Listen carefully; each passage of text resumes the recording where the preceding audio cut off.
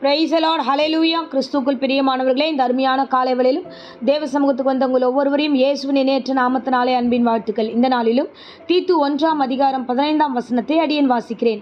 சுத்தம் உள்ளவர்களுக்கு சகலமும் சுத்தமாயிருக்கும், அசுத்தம் உள்ளவர்களுக்கும் அவ்விசுவாசிகளுக்கும் ஒன்றும் சுத்தமாயிராது. அவர்களுடைய புத்தியும் மனசாட்சியும் அசுத்தமாயிருக்கும். ஆமென், ஹல்லேலூயா.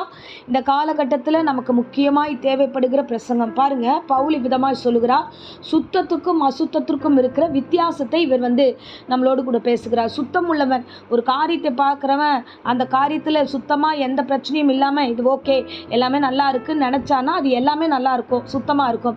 இல்லை அதில் ஒரு விஷயத்தை பார்க்கும்போதே ஏதாவது குறைய கண்டுபிடிச்சி இது சரியா இல்லை, இவங்க வெளியில் பார்த்தா இப்படி இருக்காங்க, உள்ளே பார்த்தா வேறு மாதிரி இருக்காங்கன்னு சொல்லிட்டு பார்க்கும்போதே குறையாவே பார்க்குறாங்கன்னா கண்டிப்பாக அவங்களுக்கு சகலமும் அசுத்தமாக இருக்கும். ஆமே.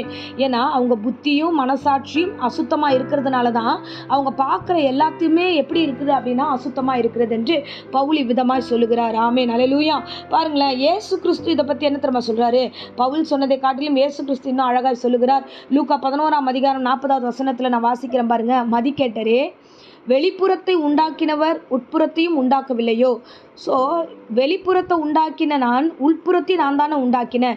எல்லாரும் நீங்கள் எதை பார்க்குறீங்கன்னா வெளிப்புறமான காரியத்தை பார்க்குறீங்க, இல்லை உள்ளே விட்டுறீங்க, இல்லை உள்ளே பார்த்தா வெளியே விட்டுறீங்க. நான் ரெண்டுத்தையும் ஒரே மாதிரி தான் உண்டாக்கினேன். ஸோ உங்களுக்கு உண்டானவைகளில் பிச்சை கொடுங்கள், அப்பொழுது சகலமும் உங்களுக்கு சுத்தமாக இருக்கும்.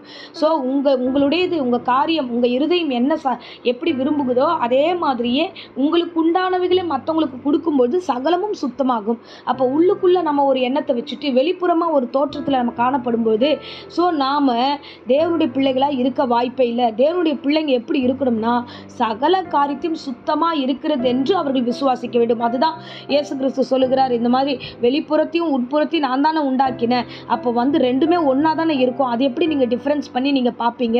ஸோ நீங்கள் சுத்தமாக இருக்குன்னு உங்கள் இருதயத்துக்குள்ளே நினச்சிக்கங்க. உங்களுக்கு என்னுடையது, எனக்கிட்ட இருக்கிறது, என்னுடைய அன்பு, என்னுடைய சந்தோஷம், என்னுடைய மகிழ்ச்சி, என்னுடைய பொருள், என்னுடைய காரியம் எல்லாத்தையும் நான் மற்றவங்களுக்கு கொடுக்குறேன்னா உனக்குள்ளே இருக்கிற சுத்தம் மற்றவர்களுக்கும் சுத்தமாய் போய் சேரும். ஆமென், ஹல்லேலூயா. ஸோ இன்றைய காலகட்டத்தில் இந்த சுத்தம் குறித்து நிறைய விவாதங்கள் இருக்குது. தேவையான பொருட்களை அசுத்தம்னு ஒதுக்கி வைக்கிறது, தேவையான உறவுகளை ஒதுக்கி வைக்கிறது, தேவையான மனிதர்களை ஒதுக்கி வைக்கிறது. இவங்கெல்லாம் தீட்டானவர்கள், இவர்களெல்லாம் அசுத்தமானவர்கள் என்று. ஹல்லேலூயா.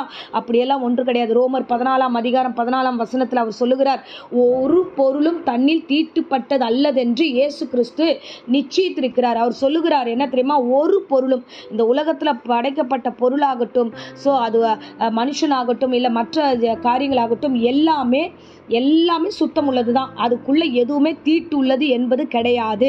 ஸோ நீங்கள் தெளிவாய் புரிந்து கொள்ள வேண்டிய விஷயம் என்னென்னா, ஒரு பொருளை நீ தீட்டு என்று எண்ணிக்கொள்ளுவாயானால் அது உனக்கு தீட்டாக இருக்கும். நீ ஒரு பொருளை தீட்டு இல்லை என்று நினைத்தால் அது உனக்கு தீட்டாக இருக்காது. ஆமென், ஹல்லேலூயா. ஏன்னா தேவன் எல்லாத்தையும் பரிசுத்தமாய் படைத்திருக்கிறார். எல்லாமே தேவன் சுத்தமாய் தான் படைத்திருக்கிறார். நம்முடைய பார்வை தான் இந்த காரியத்தை மாற்றுகிறது. ஆமென், ஹல்லேலூயா.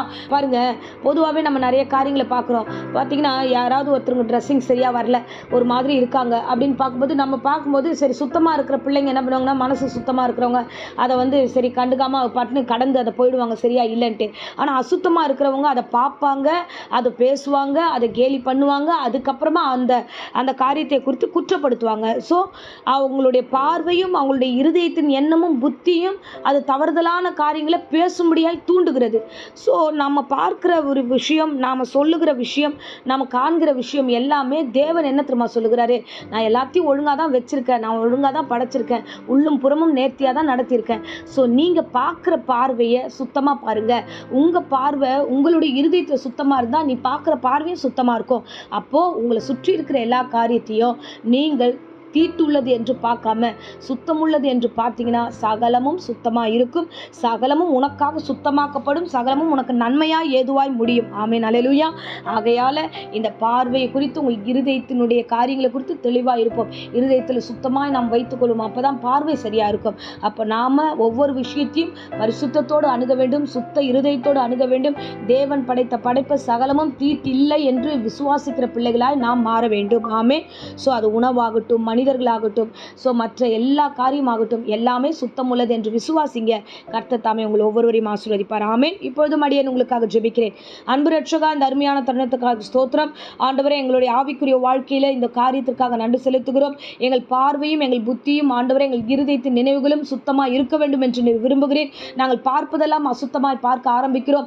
ஆண்டவரே, மனதில் இருக்கிற தோற்றம் எல்லாம் ஆண்டவரே தவறுதலாக யோசிக்க தோணுகிறது. அப்பா, இப்பேற்பட்ட நினைவுகளை இயேசு நாமத்தில் சபித்து கட்டுகிறேன். சகலமும் சுத்தமாய் நினைவோடு ஆண்டவரே பார்க்க கிருபை தருவீராக. ஆண்டவரே, உமக்கு ஸ்தோத்திரம். ஆண்டவரே கர்த்தாவே, நன்மையாய் எங்கள் ஒவ்வொரு பிள்ளைகளையும் நீர் வழி நடத்துவீராக. இந்த கேட்ட பிரசங்கத்தை கேட்ட ஒவ்வொரு பிள்ளைகளுடைய குடும்பத்தாரை ஆசீர்வதியும், பிள்ளைகளை ஆசீர்வதிங்க.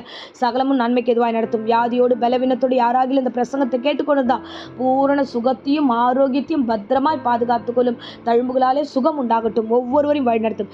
இம்மட்டும் காத்ததுக்காய் கொடான கொடி ஸ்தோத்திரம். இனியும் தொடர்ந்து காத்துக்கொள்ளும், வழிநடத்தும், ஆசீர்வதியும். கூடவே இருந்து வழிநடத்தும். இயேசுவின் இணையற்ற நாமத்திலே ஜெபித்து ஆசீர்வாதத்தை ஒப்புக் கொடுக்கிறேன் ஜீவனுள்ள நல்ல பிதாவே. ஆமென். ஆமென். Praise the Lord. God bless you.